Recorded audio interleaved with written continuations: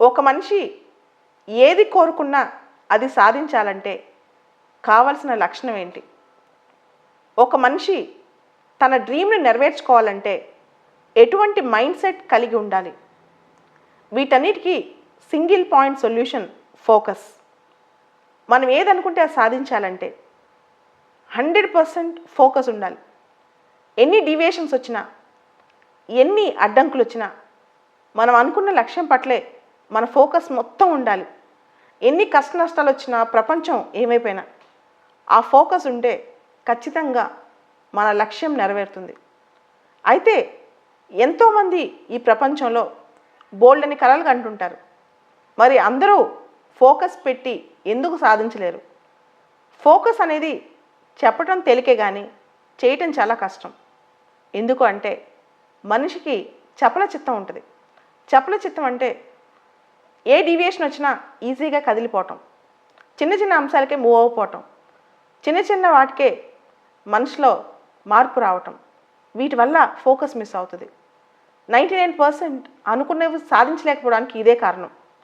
కొంత లేట్ అయినా, కొంత టైం పట్టినా మనం అనుకునేవి సాధించాలంటే ఎన్ని కష్టాలు వచ్చినా, ఎన్ని వచ్చినా రోజుకి 10 సార్లు మన లక్ష్యం ఏంటి, మనం ఎందుకు ఇక్కడ ఉన్నాం, ఏం చేస్తున్నాం అని మనల్ని మనం ప్రశ్నించుకుంటూ ఉంటే మనకి సమాధానం దొరికిపోద్ది.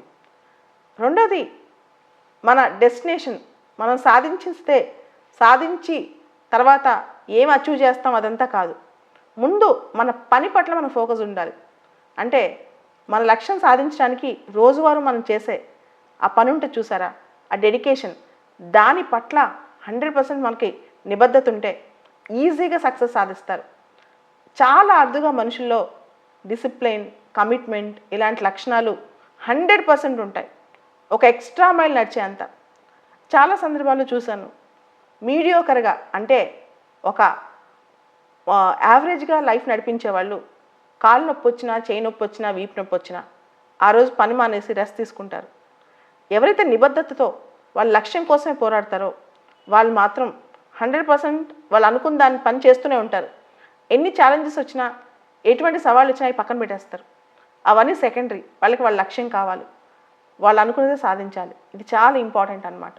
కాబట్టి ఫోకస్ కలిగి ఉంటే ఏనాటికైనా మనం విజేతలు అవుతాం.